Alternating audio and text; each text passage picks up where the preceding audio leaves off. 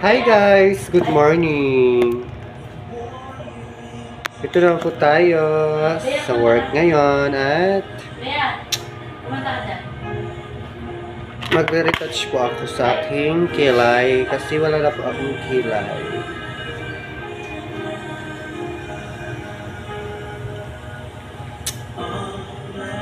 Ganito ako everyday guys.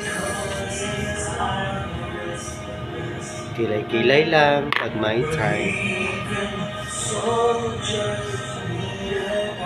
Tsaka diba, every time mag-work.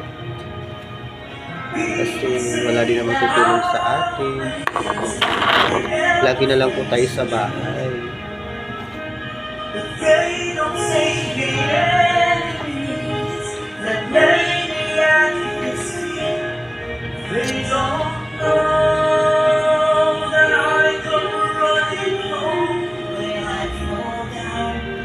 We don't know.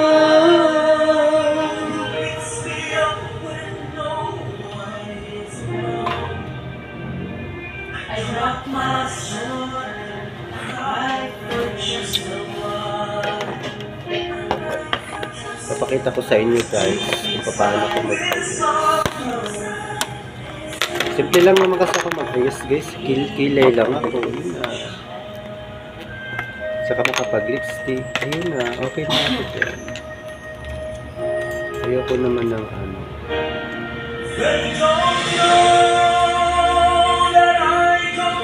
Kasi pag nagtatrabaho ka po sa parlor or salon, whatever, kailangan mo magpaganda. Gawa na titignan ka ng client. Kasi minsan dito sa salon namin, may mga client po talaga na maarte.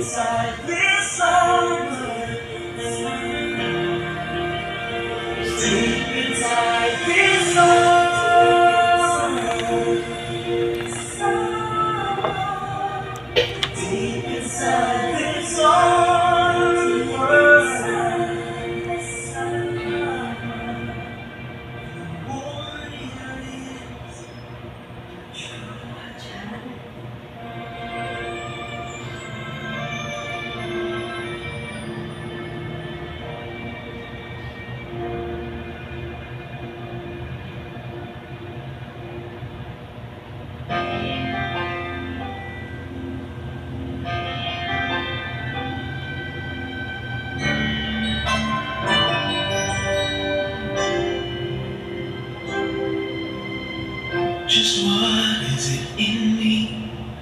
Sometimes I just don't know what keeps me in your love. Why you never let me go? And though you know I fall and hurt you still, my Lord, please show me love to know just how you feel. You have forgiven me. Too many times it seems I feel I'm not what you might call a worthy Christian after all. And though I love you so, why just wait to me? Yung pencil na eyebrow guys, pag nagkikilay pa ako, yung quit nyo, ginagano ko sa para po hindi siya magkalat-kalat. Gusto nyo, nagkikilay po na. Doon lang po ako magkilay.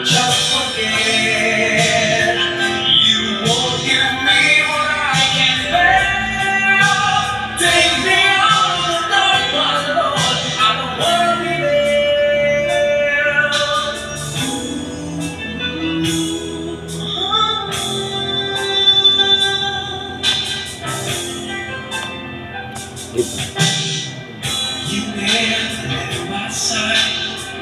You gave your hand to me to hold, oh Jesus. I'm no longer in the cold, and yeah, I give you there when I feel satisfied. I'd like to thank you every day, not only when I feel that way. I live for you, the man who gives life for sinners like me. And yet because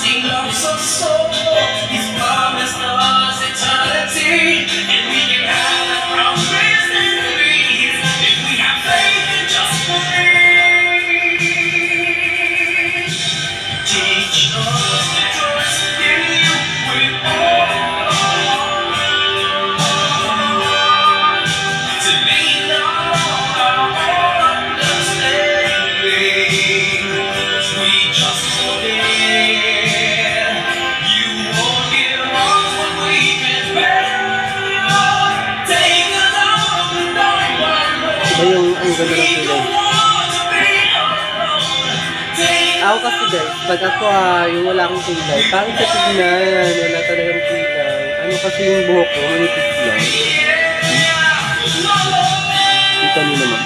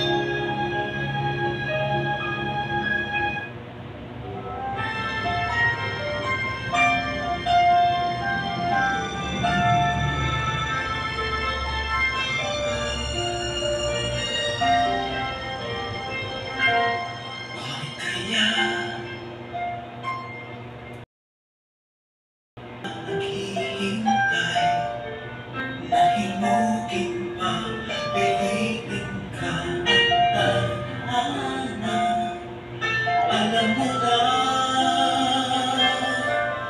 kung bakit nagkakaganyan. Lumulutang nasasayang ang buhay mo, at ang inulubulong ng iyong puso. Natutulog ba ang Diyos? Natutulog ba?